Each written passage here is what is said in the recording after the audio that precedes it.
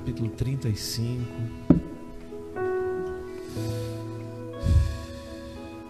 Conta uma história acerca de Jacó.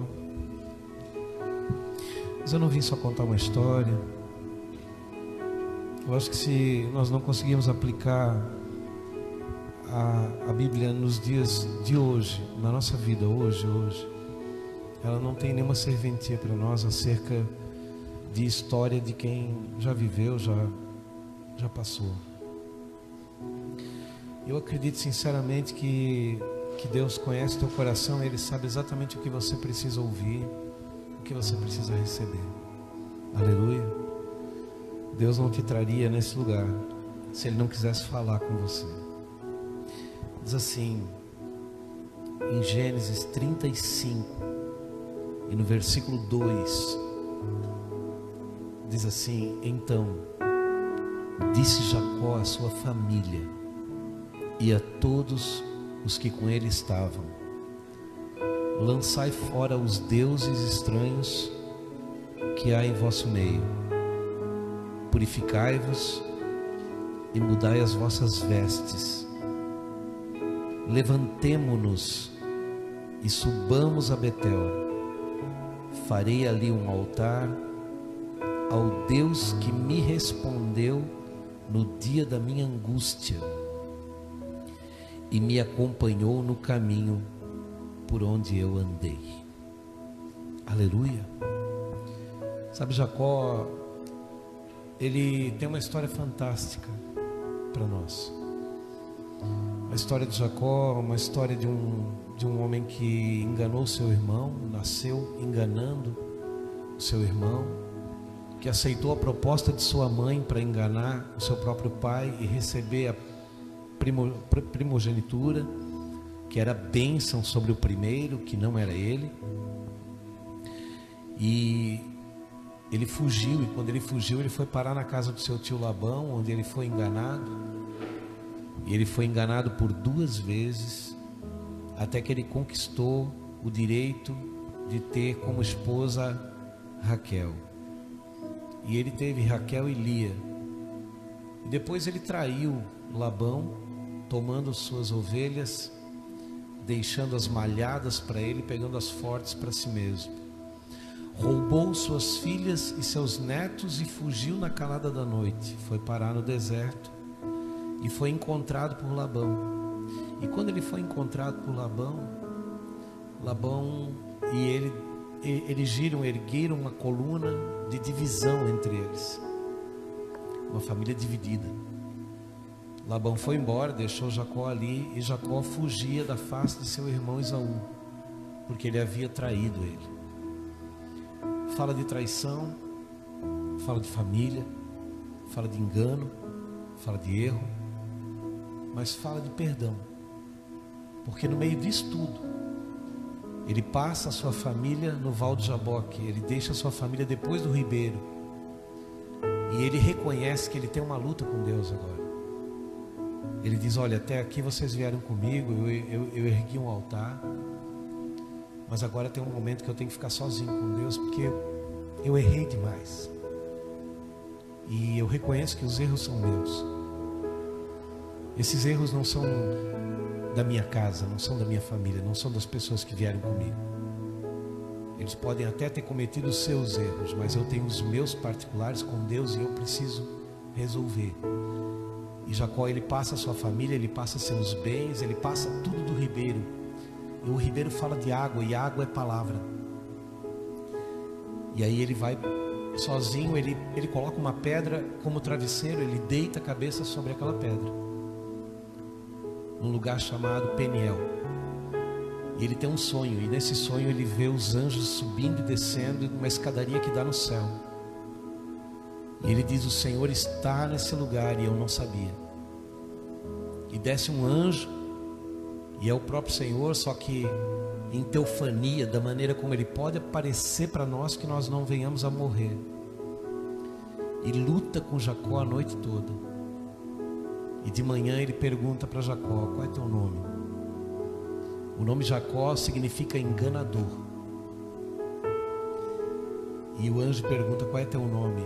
o que o anjo queria era que Jacó, ao dizer o seu nome, confessasse o seu pecado, dissesse: enganador, meu nome é engano.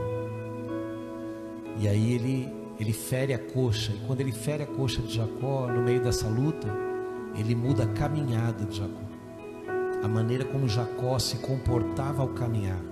Você está me entendendo bem? E aí quando ele consegue fazer isso, e ele troca o nome de Jacó, ele diz: não te chamarás mais Jacó, mas Israel será teu nome.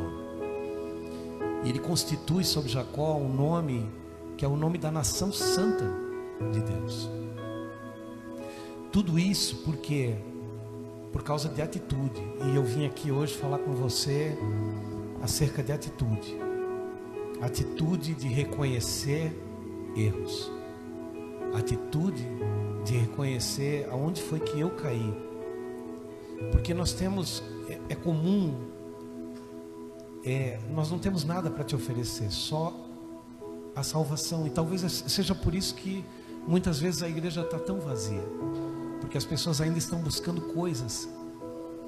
Só que hoje você vê pessoas com muitas coisas e sem paz na família, casamentos destruídos, separação, filhos mutilados espiritualmente, porque não receberam de Deus o que precisava. Eu posso não ter nada, mas eu posso ter paz.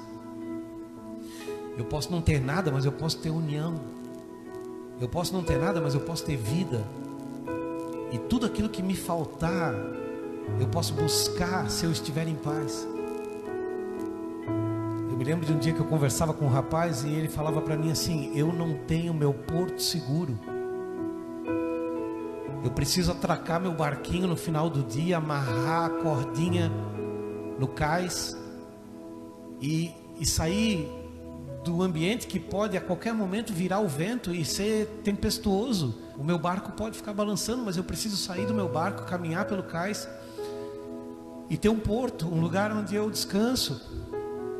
E creia, tem mais pessoas hoje querendo ficar no trabalho do que ir para casa. Porque no trabalho tem amigos, no trabalho tem brincadeira, no trabalho tem risada, no trabalho tem conforto, no trabalho tem até mesmo conselho. Pessoas que me ouvem, que em casa não tem. E aí quando chega em casa, a pessoa já vai chegando perto da porta de casa e vai dizendo: ah, meu Deus, tem que voltar para casa.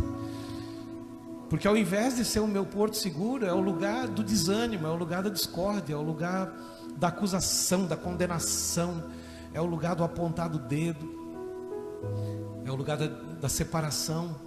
Uma família que já não janta junto, que não almoça junto, que não ora, que não sabe, que não se respeita para dar uma boa noite. Às vezes a pessoa pergunta: cadê o fulano, né? O fulano já foi dormir? Não, já foi, nem boa noite. Tudo separado, tudo arruinado. E chama família, e dá um nome de família. E Jesus, ele deixou uma marca tão forte sobre nós, sobre família. Irmão, hoje eu não estou poético, não vou romancear o evangelho, mas eu estou doce para falar sobre isso, porque Deus colocou isso no meu coração. Desde hoje de manhã, no meu trabalho, por várias vezes eu parei e Deus falou, Ele disse assim: ergue um altar ao Deus que te salvou no dia da tua angústia. Como é que eu ergo um altar? A melhor maneira de você erguer um altar é você rememorar o dia que você precisou de ajuda espiritual e Deus veio. E Deus mudou a tua vida. Sabe, erguer um altar significa elevar Deus, colocar Ele no alto, fazer lembrar um Deus grandioso, aquele que não tinha como eu escapar de uma situação, mas Ele veio e me ajudou. Não tinha como dar certo, não tinha como, mas de repente Ele olhou para mim e disse: eu tenho misericórdia de ti, eu vou te ajudar, eu vou devolver aquilo que você perdeu. Você vai resgatar. E ninguém está falando de dinheiro aqui, nem de carro, nem de casa. A gente está falando de paz, família, amor, aconchego, compreensão, que é o que falta na terra. É o que falta, é compreender. Jesus Cristo, Ele não veio para nos compreender, mas Ele nos compreendeu. Hoje nós carecemos da compreensão de Cristo. Eu preciso que Deus compreenda a minha fraqueza, eu preciso que Deus compreenda o quanto eu ainda sou falho, o quanto eu ainda preciso da misericórdia dele, o quanto eu ainda preciso ser resgatado em algumas áreas. Eu preciso da compreensão, mas não que ele me compreenda para eu continuar sendo assim, mas que ele diga: te compreendo até aqui, agora vamos mudar. Eu te compreendi, eu estava contigo no dia da tua fraqueza, eu entendi você. Glória a Deus, obrigado, Senhor, mas eu não aceito, diz o Senhor. O fato de eu compreender você não significa que eu aceito que você continue assim. Vem como estás, mas não para ficar do jeito que está, para que haja uma mudança. Então eu creio num Deus que Ele compreende o drogado, Ele compreende o bêbado, Ele compreende o prostituto, Ele compreende o avarento, Ele compreende o mentiroso, e Ele aceita que venha, mas somente para que Ele entenda: eu te aceito do jeito que você veio, mas eu não posso manter você assim. Aleluia. Nós queremos um Deus que quer muito cada um de nós. Nós queremos um Deus que é apaixonado, Ele é louco por nós, Ele quer cada um de nós em particular. Mas Ele não quer do jeito que nós nos moldamos, Ele quer do jeito que Ele planejou. Ele escreveu cada um dos dias da nossa vida sem que nenhum deles ainda houvesse. Então tem coisa escrita a teu respeito, sobre tua casa, sobre tua esposa, sobre teu marido, sobre teus filhos, sobre tua vida, sobre onde tu ia morar, sobre a cidade, sobre o teu dom, o teu talento, onde tu ia trabalhar, o que tu ia fazer, quanto tu ia ganhar, quanto tu ia sofrer. Sofrer, sim, porque até mesmo os sofrimentos que nós passamos são permissões de Deus para que a gente venha crescer. Você nunca cresceu em meio a alegrias. Em meio a alegrias nós viramos criança, nós brincamos. Mas são os sofrimentos que nos dão base para que nós venhamos a nos tornar adultos espiritualmente. E hoje a gente veio para a igreja para dizer: pare de sofrer. Não, aproveite bem o sofrimento, porque é isso que vai te fazer crescer.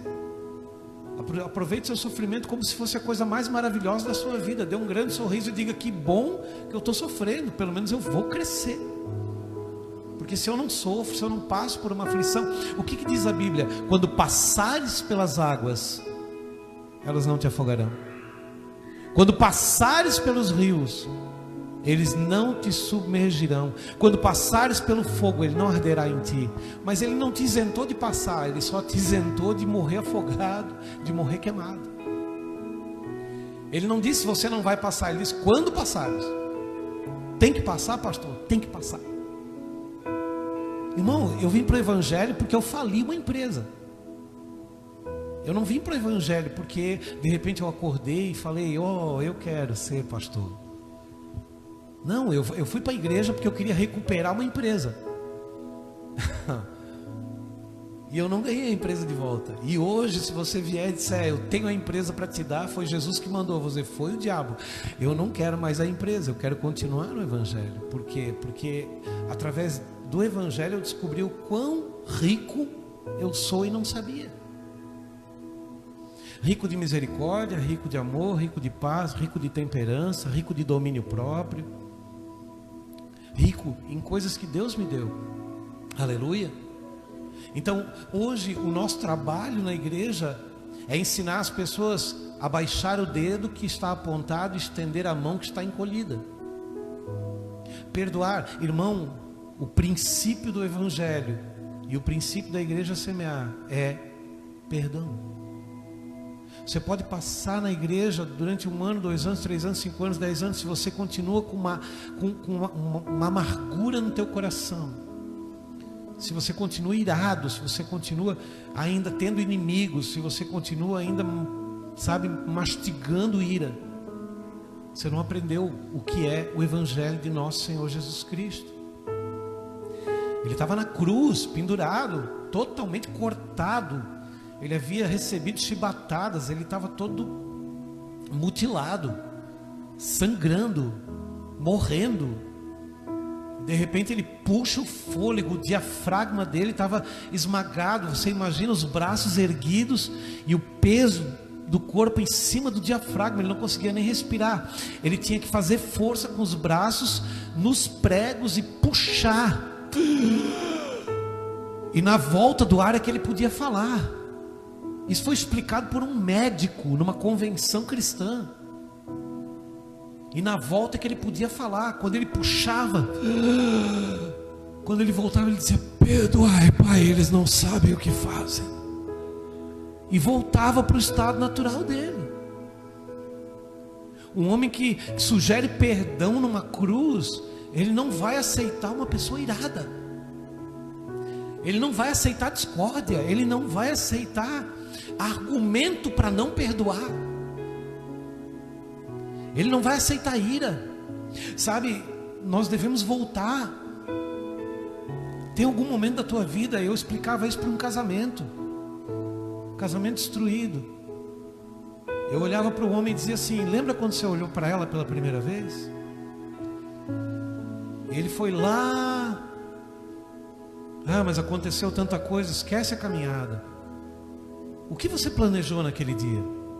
O que vocês conversaram? O que vocês montaram? O que vocês escreveram? Vamos fazer isso, vamos fazer aquilo, vamos construir isso, vamos construir aquilo, eu quero ter tantos filhos. Você planejou a sua vida. Por que deu errado? Não porque ela, não porque ele, não, porque eu. O princípio da cura é reconhecer que se está doente. Ninguém consegue curar o próprio organismo se não reconhecer que precisa de um remédio. O princípio da cura é reconhecer: eu estou doente, eu preciso resolver o meu lado. Tem alguma coisa em mim que está causando alguma coisa em alguém, ou talvez na estrutura familiar, ou talvez no meu trabalho, ou talvez no meu emprego, mas eu sou agente de alguma confusão em algum momento da minha vida. Aleluia, você está aqui, amém? Amém. Eu preciso que você entenda que Jesus Cristo, quando ele permitiu, por que ele abençoou Jacó? Jacó enganou o seu irmão, Jacó usou do conselho da mãe, enganou seu pai Isaac no momento em que ele estava no leito de morte. Ele vestiu uma pelagem no braço, fez parecer que ele era Esaú, trouxe um prato de lentilha, trouxe a caça que não era ele que havia caçado, deu para seu pai comer, mudou o tom de voz, se aproximou com o cheiro do seu irmão, beijou seu pai. Quando seu pai disse: te ajoelha que eu quero te abençoar, ele se ajoelhou, recebeu a bênção que não era dele, e depois se tornou um foragido. De que adianta eu ganhar alguma coisa se depois eu vou ter que fugir do meu próprio chamado? Aí ele pega e foge, e a sua mãe lhe dá um conselho: vai para a casa do teu tio. Quando ele chega perto da casa do tio, ele vê a sua prima tentando dar água para o rebanho, mas não consegue tirar a pedra do poço. Ele vai lá, remove a pedra do poço, dá água, e olha para ela formosamente e diz: sou teu primo, estamos juntos. Ela sai correndo, vai para casa e diz para o pai dela: eu encontrei alguém da família. Ele diz: traz aqui para nós abençoar. Quando ele chega ali, ele diz: fica conosco. Ele diz: eu fico, mas não trabalha para mim de graça, diz Labão. Eu quero te pagar, não é porque tu é da família que tu não vai receber nada. O que tu quer? Ele diz: não, olha, eu trabalho para ti 7 anos se tu me der tua filha Raquel. Disse: fechou, já é da família mesmo. Trabalha para mim 7 anos, só que depois de 7 anos, quando ele cobra, diz assim: já trabalhei para ti o tempo necessário. Escuta, nós estamos falando de alguém que engana e que agora vai ser enganado. Porque tudo aquilo que o homem semear, isso certamente ele colherá. Aí Labão agora recebe o que? Uma noite de festa, embriaguez, e quando ele amanhece, quem é que está do lado dele? Lia. Mas não era Raquel? Não, agora é Lia. Por quê? Porque entre o povo de Labão não se dá a mais nova, se dá a primogênita, se dá aquela que chegou primeiro, como filha para o casamento. Ele diz: tu me enganaste. Não, não te enganei, isso é o costume do povo, tu devia saber. Aí ele diz: tá, e agora? Daí ele fala: não, então agora faz o seguinte, trabalha mais 7 anos para mim, aí eu te dou Raquel. Não, mas eu vou desposar ela já, não tem problema, mas vai trabalhar mais 7 anos. Aí trabalha mais 7 anos. Irmão, quando nasce o seu primeiro filho, ele disse: chega, quero ir embora, senão eu vou ficar escravo desse homem a vida inteira. Só que tem uma controvérsia, irmão, presta atenção nisso. Jacó, ele tinha dois caminhos ruins: ou ele ficava com Labão, escondido, mas escravo do seu próprio sogro, ou ele enfrentava Esaú, que estava procurando ele para matar ele. Se ele saísse da proteção de Labão, ele tinha que enfrentar o seu irmão. Se eu ficar, o bicho pega. Se eu correr, o bicho come. Sabe o que Jacó teve que fazer? Ele teve que escolher a Deus. Ele teve que dizer: nem Labão, nem Esaú, eu quero o Senhor. Então eu vou tirar a minha família dessa confusão, que a minha família não tem nada a ver com isso. Eu vou parar de contar a minha vida para a minha família. Eu vou parar de denegrir a imagem do meu sogro Labão. Eu vou parar de denegrir a imagem do meu irmão Esaú. Eu vou passar todo mundo do ribeiro. Você está aqui comigo? Dá um amém, amém? Glória a Deus. Eu vou ficar sozinho nessa história, porque quem tem que pagar alguma coisa aqui sou eu. E eu preciso me encontrar com Deus para Ele mudar a minha história.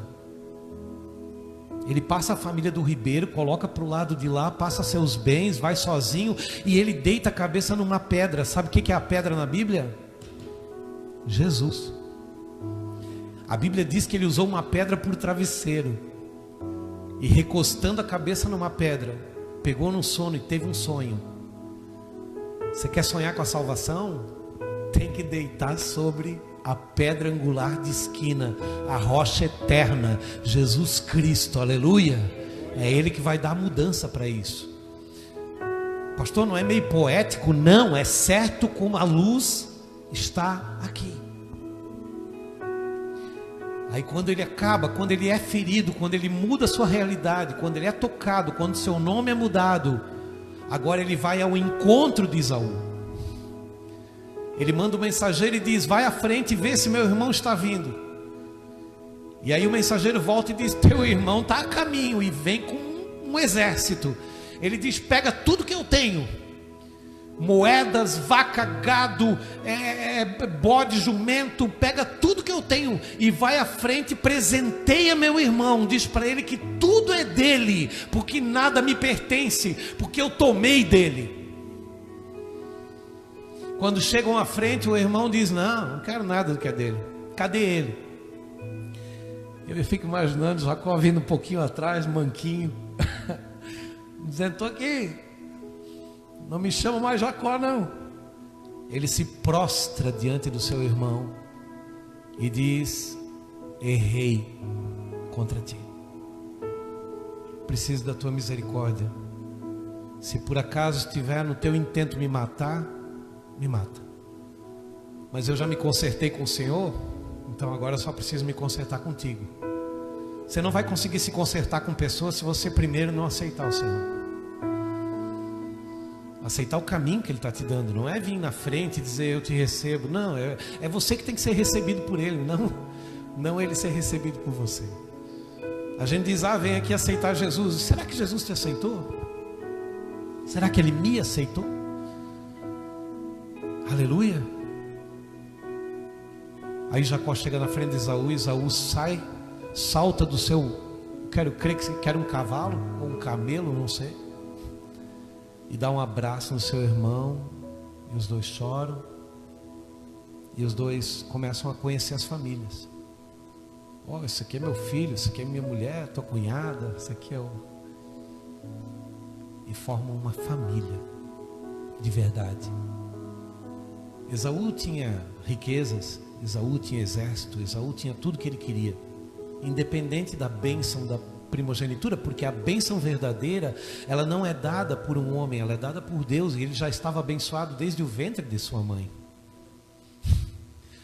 Mas teve um que segurou o seu calcanhar na hora. Ei, quantos calcanhar nós não seguramos, gente?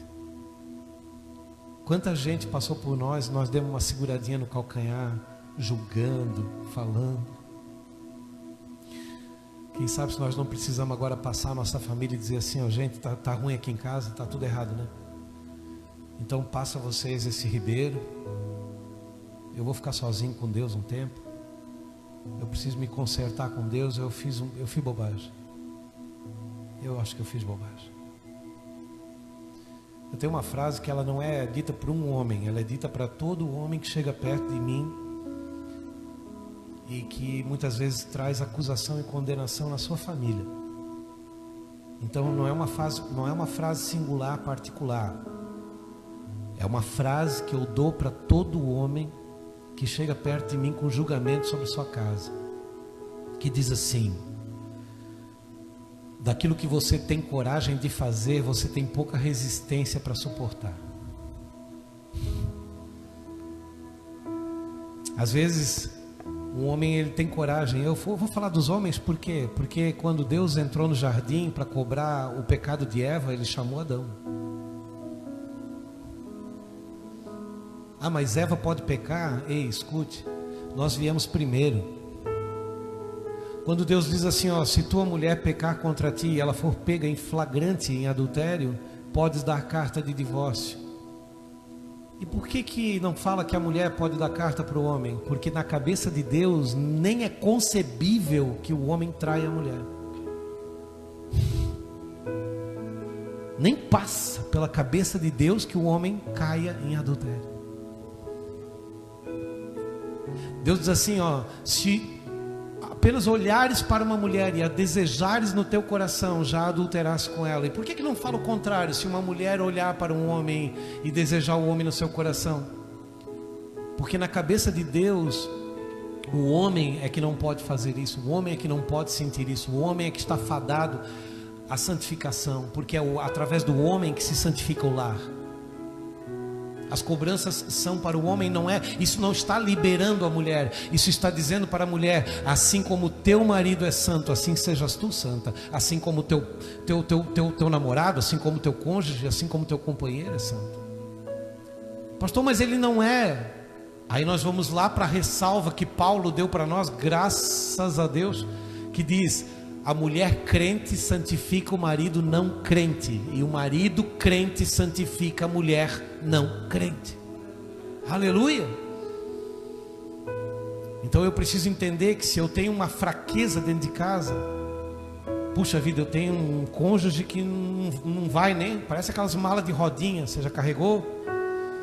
Parece fácil na hora que você pega no aeroporto, pega a mala de rodinha, ergue assim, ela é bem pesada, mas tem rodinha.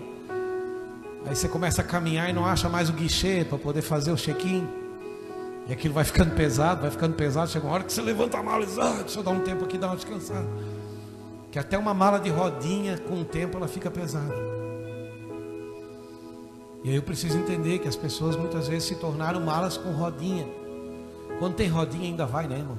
E quando não tem, tem que botar nas costas, que é uma mochila.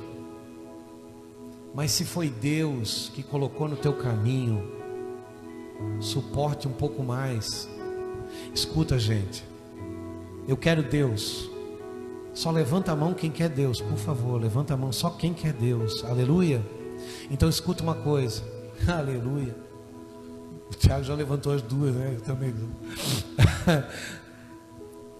Se te baterem a face, dá a outra. Se te tomarem a capa, dá a túnica. Se te fizerem caminhar 1 milha, vai com ele 2. Dá o que te pede e não negue ao que te toma emprestado.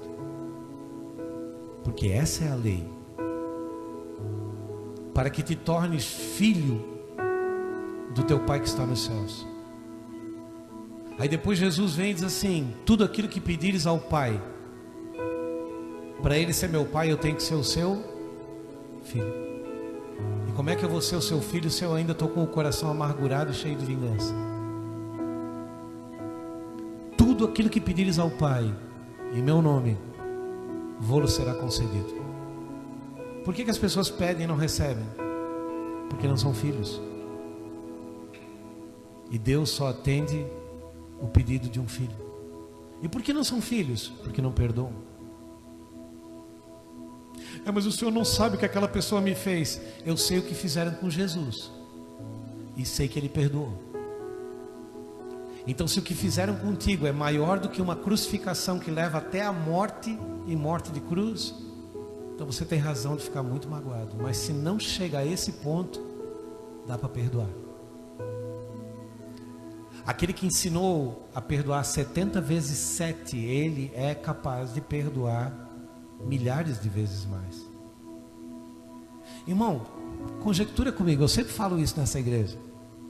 Só que a gente esquece, sabe por quê? Porque a gente só pega aquilo que é bom para nós.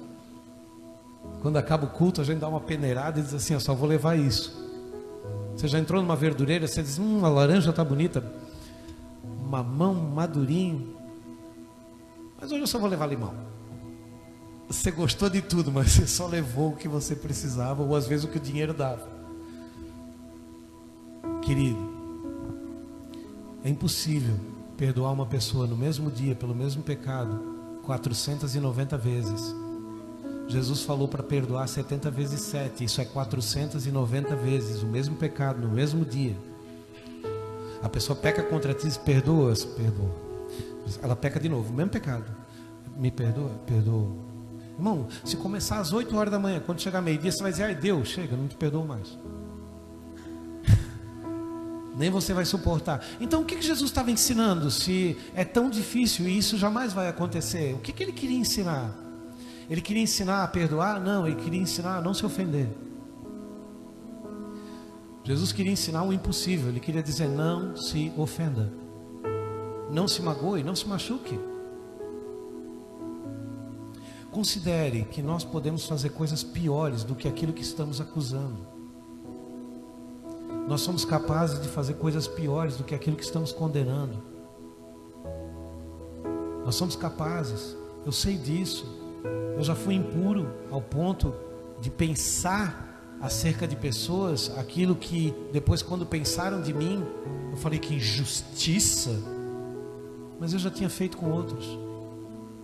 E Deus me trouxe a memória e falou: você já fez isso. Eu disse: é verdade, mas daí era eu. Você pode, os outros não. A mesma medida que tu medir, tu vai ser medido. Com a mesma medida que tu julgar, tu vai ser julgado. Com a mesma medida que tu condenar, tu vai ser condenado. Está na Bíblia. Vamos passar o val de Jaboque. Vamos deixar a nossa família longe disso. E vamos parar para pensar no nosso pecado. Tem gente sofrendo por nossa causa. Você sabia disso? Tem, pastor, tem. Às vezes é um filho, às vezes é uma mãe, às vezes é um pai. Meu pai não soube me dar amor. Querido, tem gente que não recebe e não consegue dar porque não aprendeu como se faz isso. Quem nunca ganhou um abraço não sabe abraçar. Você já abraçou uma pessoa que nunca abraçou? Eu abracei um matuto. Você sabe o que é um matuto? Aqueles homens do mato. Uma vez eu fui na casa de um no interior, preguei o evangelho para ele. Quando acabou, eu falei: me dá um abraço. E cheguei nele e fui abraçar. E quando eu fui abraçar, ele não sabia abraçar, ele começou a me dar tapa. Ele batia em mim assim, nos meus lados assim. Eu não sabia, a minha vontade era dizer: Deus, está machucando, irmão. E eu querendo dar um abraço fofo nele. Ele nunca ganhou. Quem nunca recebeu não sabe repassar. Então a gente cobra muito das pessoas, mas não sabe como foi a vida delas. Um pai que só apanhou do pai dele, só foi surrado, espancado, que o pai dele chegava bêbado, batendo na mãe dele, empurrando, gritando. O filho cresceu vendo aquilo. E muitas vezes o filho se tornou um espelho daquilo. Por quê? Porque ele viu. Aí muitas vezes aquele filho, quando cresceu, ele se tornou um pai. E agora ele não sabe fazer outra coisa a não ser dizer: a comida está pronta, cadê o café? E todo mundo tem medo. Teve uma vez uma pessoa que me fez uma pergunta: teus filhos, eles sentem saudade ou medo quando tu chega em casa? Eu era do mundo, irmão. Eu era um monstro. E um homem de Deus, que eu ainda não era homem de Deus. Eu acho que eu ainda não sou. Ele perguntou para mim: quando tu chega em casa, teus filhos sentem saudade ou medo? E eu fiquei pensando, e eu falei, eu acho que é medo. Aí lá vem o pai. Sabe aquela mãe que ensina isso, que ela diz assim: deixa teu pai chegar. Teu pai é um monstro. Deixa teu pai chegar e daí tu vai ver. Poxa, pintou o pai. Aí o filho cresce olhando para o pai dizendo: meu, a mãe é legal, mas o pai... Mas quem ofereceu o capeta foi a mãe. Minha mãe fazia isso, irmão. Deixa teu pai chegar. Meu Deus, e agora? Mas quem ofereceu o capeta foi a mãe, e o pai não era. Às vezes o pai chega, nem a mãe diz assim: ah, os meninos fizeram isso, fizeram aquilo. Ele vira e diz assim: ah, eu estou tão cansado, não sei, resolve tu. Estou de boa. Aleluia. Tem gente precisando da gente. Daí a gente está julgando a casa paterna, a gente está julgando a nossa mãe, porque a nossa mãe é uma grossa, uma ignorante, mas a gente não vai lá ver como é que ela foi criada. A gente está julgando o nosso pai, mas a gente não sabe como ele foi criado. Aí quando chega na fase adulta, às vezes não, às vezes foi muito bem criado e se tornou um rebelde, às vezes não. Se nós pararmos de apontar o dedo e começarmos a estender a mão, irmão, eu aprendi uma coisa: é a partir de mim, não é com base no meu passado. Tudo que eu vou ser, ter e fazer já está dentro de mim. E eu não preciso das bases nem do meu pai, nem da minha mãe. Eu construo as minhas bases em Cristo. O que Ele disse que é certo, isso eu farei. Então, se Ele mandou amar, eu vou amar. Se Ele mandou perdoar, eu vou perdoar. Se Ele mandou esquecer, se Ele disse que eu teria que morrer e nascer de novo, eu vou morrer e vou nascer de novo. Ah, pastor, mas a minha carne deseja, a minha carne quer, a minha carne... Esse é o problema. Você é um ser espiritual vivendo uma rápida experiência humana. Então quem tem que mandar na sua carne é o seu espírito, porque é ele que vai prevalecer. A carne do pó veio, ao pó retornará. E agora escuta isso: quando Deus amaldiçoou a serpente, Deus disse o que para ela? Para a mulher Deus disse assim: porque fizeste isso, aumentarei sobremaneira as tuas dores de parto. Aí veio o diabo, no dia em que morreu a mãe de César Augusto, colocou os médicos para cortar a barriga dela e tirar César vivo. E aqueles médicos eram os cesarianos. O diabo tirou a dor de parto da mulher, colocou a cesariana. Hoje nenhuma mulher ora para que o bebê encaixe. Elas vão lá fazer o pré-natal e já pedem para marcar a cesariana porque não querem sentir dor. Aí sai dali e não cuida nem do próprio filho. Quem tem que cuidar é um estranho, porque não quis passar um minuto de dor. E a Bíblia diz que a mulher, assim como está para dar à luz, se contorce de dores, no entanto, depois, nascendo o menino, se esquece do que havia sentido. Aleluia. Assim está a igreja hoje. A igreja não quer mais parir os filhos de parto natural, ela não quer mais sofrer a dor de alguém, o pastor não quer mais se envolver com ninguém, ele não quer mais orar por alguém, ele só quer fazer um culto da vitória para poder ganhar o teu dízimo. E aí é uma cesariana. Agora, quando Deus falou com Adão, ele falou que Adão, no suor, não no suor do teu rosto comerás todos os dias da tua vida. A gente diz assim: eu quero pegar quem inventou o trabalho. Foi Deus. Pega ele. Eu quero pegar, quando eu chegar no céu, eu quero pegar quem foi que inventou o trabalho. Vai ler a Bíblia, foi o Senhor. E ele diz assim: a terra por tua causa. Agora olha o que Deus disse para Adão em Gênesis, no capítulo, se eu não me engano, capítulo 1, versículo 35, capítulo 2, versículo 35, ele diz assim: porque deste ouvidos à tua mulher maldita é a terra por tua causa. Ah, nunca mais vou ouvir minha mulher. Não, ei. Adão sabia que não podia comer do fruto. Se o homem sabe o que é certo, ninguém engana ele, nem o diabo, nem a mulher. Agora escuta uma coisa: quando eu disse para você, do pó vieste, ao pó retornarás.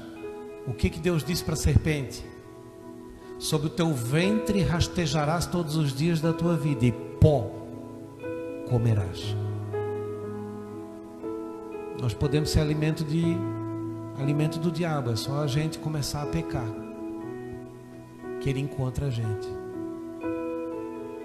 Para deixar de ser comida do diabo, tem só um segredo: o diabo não suporta perdão e não suporta amor, porque Deus é amor. O diabo não suporta. Ele não fica num ambiente onde tem amor e perdão. Nem que você chame ele, ele vai dizer: nesse ambiente eu não posso entrar. Ele tem aversão a perdão e a amor.